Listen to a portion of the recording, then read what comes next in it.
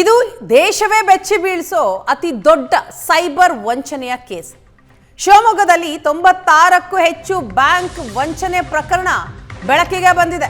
ದೇಶವೇ ಬೆಚ್ಚಿ ಬೀಳಿಸುವಂತಹ ಅತಿ ದೊಡ್ಡ ಸೈಬರ್ ವಂಚನೆ ಇದು. ಒಂದಲ್ಲ ಎರಡಲ್ಲ 96ಕ್ಕೂ ಹೆಚ್ಚು ಬ್ಯಾಂಕ್ ವಂಚನೆ ಪ್ರಕರಣ ಈಗ ಬೆಳಕಿಗೆ ಬಂದಿರೋದು.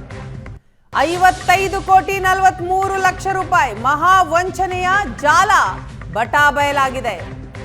19 ನಕಲಿ ಅಕೌಂಟ್ ಮೂಲಕ ಕೋಟಿ ವಂಚನೆ ಮಾಡಲಾಗಿದೆ.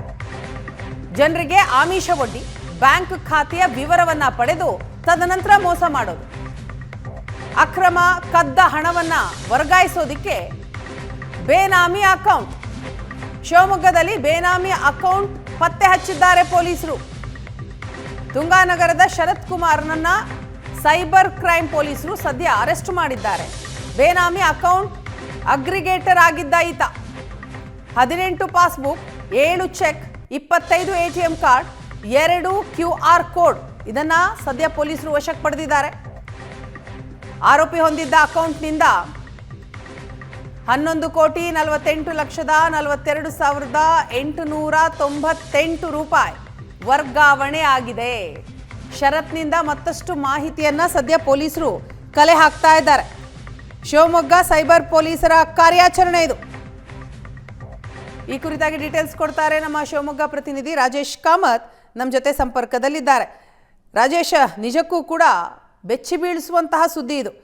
ಶಿವಮೊಗ್ಗ ಸೈಬರ್ ಪೊಲೀಸರ ಭರ್ಜರಿ ಕಾರ್ಯಾಚರಣೆ ನಡೆದಿದ್ದು ಹೇಗೆ, ವಿಷಯ ಗೊತ್ತಾಗಿದ್ದು ಹೇಗೆ, ಏನ್ ಡೀಟೇಲ್ಸ್ ಸದ್ಯಕ್ಕೆ ಲಭ್ಯ ಆಗ್ತಾ ಇದೆ?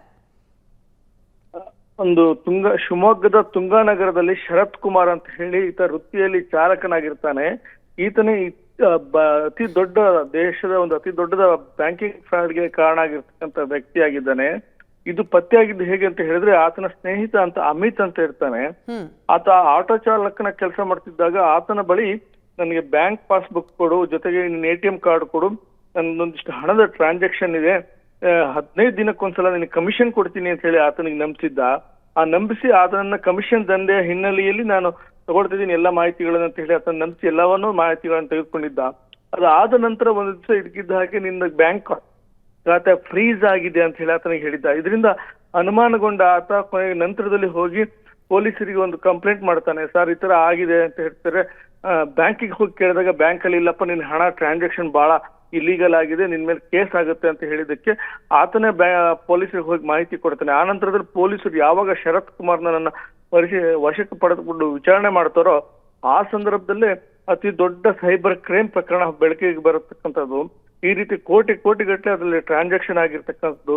ಈತ ಈ ಒಬ್ಬನೊಂದಲ್ಲ, ಈತನ ತುಂಬಾ ಜನರ ಜೊತೆಗೆ ಇವನು ಅಗ್ರಿಗೇಟರ್ ಆಗಿ ಬೇರೆ ಬೇರೆಯವ್ರ ಹತ್ರ ಇದೇ ರೀತಿಯ ಕಮಿಷನ್ ದಂಧೆ ಆಸೆಯನ್ನು ಹುಟ್ಟಿಸಿ ಅವ್ರ ಹತ್ರ ಬ್ಯಾಂಕ್ ಖಾತೆಗಳ ಆ ಖಾತೆಗಳ ತೆಗೆದುಕೊಳ್ಳೋದು, ಈತನೇ ನಿರ್ವಹಿಸೋದು, ಈ ರೀತಿ ಎಲ್ಲ ಆನ್ಲೈನ್ ಮೂಲಕ ಮಾಡ್ತಕ್ಕಂಥ ಕೆಲಸವನ್ನು ಮಾಡ್ತಾ ಇದ್ದ. ಕೋಟಿ ದೇಶದಲ್ಲಿ ಸುಮಾರು 15 ಕೋಟಿಗೂ ಹೆಚ್ಚು ಫ್ರಾಡ್ ಮಾಡಿರ್ತಕ್ಕಂಥದ್ದು, 12 ಕೋಟಿ ಟ್ರಾನ್ಸಾಕ್ಷನ್ ಆಗಿರ್ತಕ್ಕಂಥದ್ದೆಲ್ಲವೂ ಕೂಡ ಬೆಳಕಿಗೆ ಬಂದಿದೆ.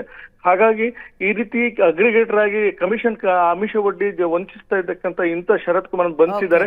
ಮತ್ತು ಕೂಡ ಇನ್ನಷ್ಟು ಮಾಹಿತಿಗಳು ಪೊಲೀಸರು ಅವರನ್ನ ಕಲೆ ಹಾಕ್ತಿದ್ದಾರೆ. ರೈಟ್. Thank you Rajesh.